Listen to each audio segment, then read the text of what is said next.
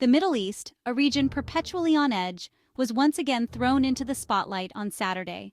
The air was thick with tension, and the world watched with bated breath as the latest chapter in this ongoing saga unfolded. A drone, launched from Lebanon, pierced the night sky, its target the private residence of Israeli Prime Minister Benjamin Netanyahu. The drone's journey was a silent but powerful statement, cutting through the darkness with a message of defiance.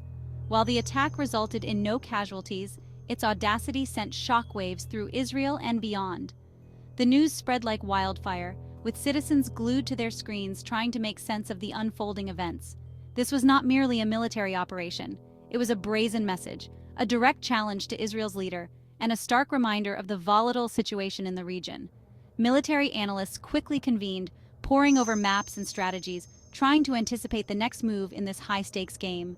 The attack took place in Caesarea, a coastal city north of Tel Aviv. Known for its serene beaches and historical significance, Caesarea was now thrust into the limelight for a far more ominous reason. Netanyahu was not at home at the time, but the symbolism was not lost on anyone. The attack on his private residence was a clear signal that no place was beyond reach. Hezbollah, the Iran-backed Shiite militant group, quickly claimed responsibility for the attack. Their statement was filled with bravado, emphasizing their capability and resolve. Their message was clear: they had Netanyahu in their sights. The Israeli Prime Minister, a figure of immense political and military significance, was now a direct target. This incident marked a significant escalation in tensions between Israel and Hezbollah. The history of animosity between these two entities is long and bloody, and this latest act only added fuel to the fire. While the two sides have a long history of conflict, including a month-long war in 2006, this attack struck at the heart of Israel's leadership. The memories of past conflicts resurfaced, reminding everyone of the fragile peace that hangs by a thread. It demonstrated Hezbollah's growing capabilities and its willingness to directly target Israel's highest echelons.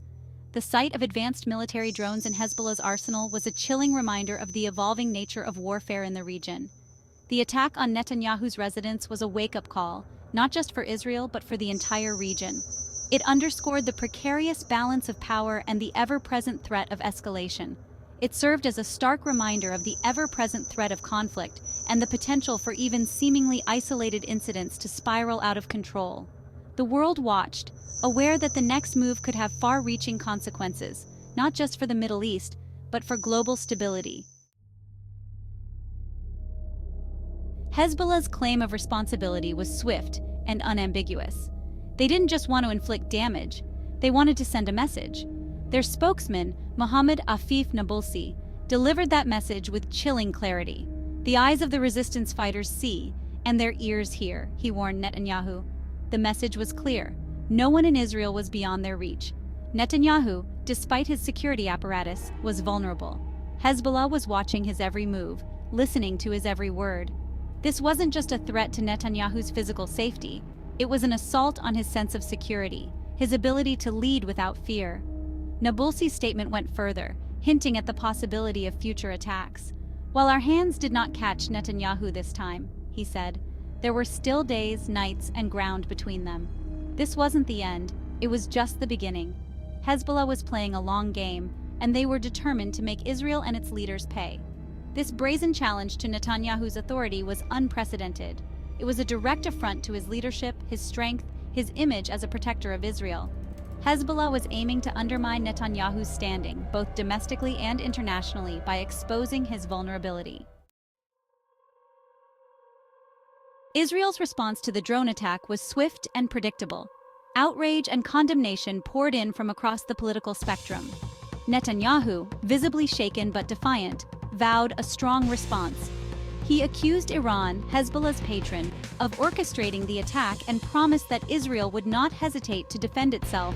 Iran is behind the attack on my home, Netanyahu declared. This is a very serious attack. Israel views with great severity the attack on its territory. We will respond forcefully to Iran's aggression. The Israeli military was put on high alert. Reinforcements were deployed to the northern border with Lebanon. Airstrikes on suspected Hezbollah targets in Syria, a frequent occurrence in recent years, were expected. Israel was sending a clear message. There would be a price to pay for this act of aggression. However, the question remained, how far would Israel go in its retaliation? A full-scale conflict with Hezbollah was a dangerous prospect, one that could quickly escalate and draw in other regional actors. Israel had to weigh its desire for revenge against the risk of igniting a wider war. Section 4. The drone threat, a new dimension in Hezbollah's arsenal. The drone attack on Netanyahu's residence underscored a worrying trend: the growing use of drones by Hezbollah. This incident has brought to light the increasing sophistication and boldness of Hezbollah's drone operations. Once a relatively rudimentary weapon, drones have become increasingly sophisticated, capable of carrying out reconnaissance, launching attacks, and spreading fear. These drones are now equipped with advanced technology, making them more effective and harder to counter. Hezbollah's drone program, believed to be heavily supported by Iran, has rapidly advanced in recent years, posing a new and significant threat to Israel's security. The collaboration between Hezbollah and Iran has enabled the development of more advanced drones, enhancing their operational capabilities. Hezbollah's drones have been spotted with increasing frequency along the Israeli-Lebanese border. These sightings have raised alarms within the Israeli defense establishment, prompting increased surveillance and countermeasures. They have been used to monitor Israeli military movements, gather intelligence, and even drop small explosives. The ability to conduct such diverse operations makes drones a versatile tool in Hezbollah's arsenal. The attack on Netanyahu's residence, however, suggested a new level of capability and ambition. This bold move indicates that Hezbollah is not only willing to target high-profile individuals, but also has the means to do so effectively.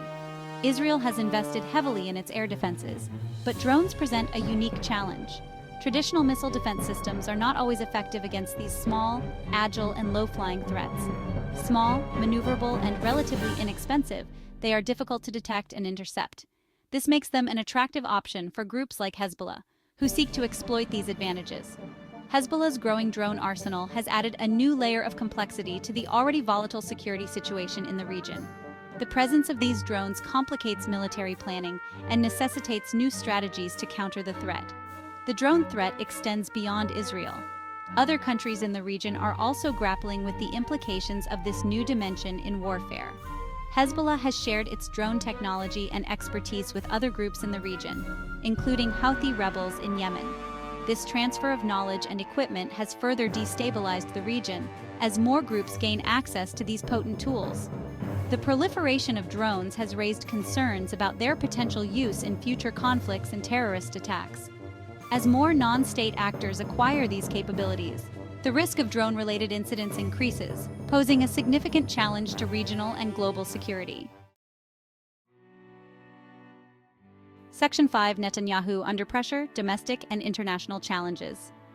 The drone attack on Netanyahu's residence came at a particularly sensitive time for the Israeli Prime Minister, shaking the very core of his leadership. He was already facing mounting domestic and international pressure, with his leadership under intense scrutiny from all sides. The public's trust in his ability to lead was waning.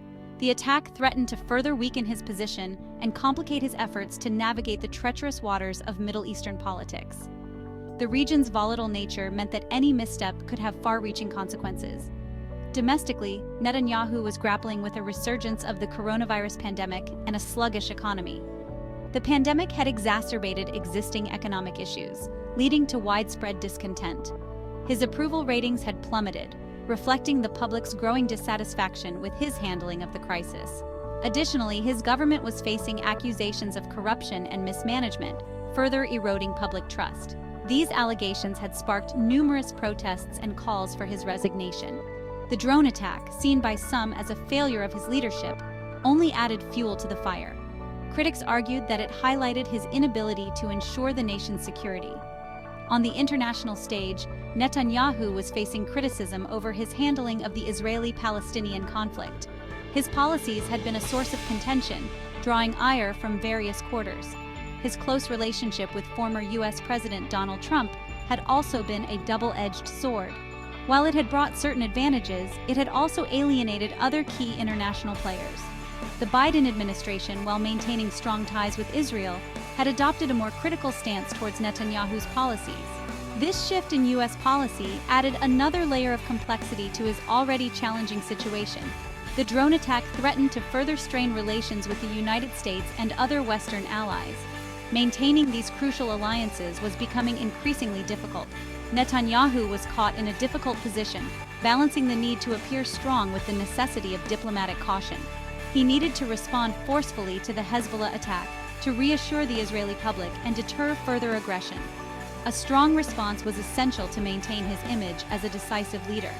But he also needed to avoid escalating the situation and provoking a wider conflict, which could have disastrous consequences for Israel and the region. The stakes were incredibly high. The delicate balance of power in the Middle East meant that any aggressive action could lead to a full-blown crisis, making Netanyahu's decisions all the more critical. His leadership was truly being tested on all fronts. Don't forget to like and subscribe for more trending news.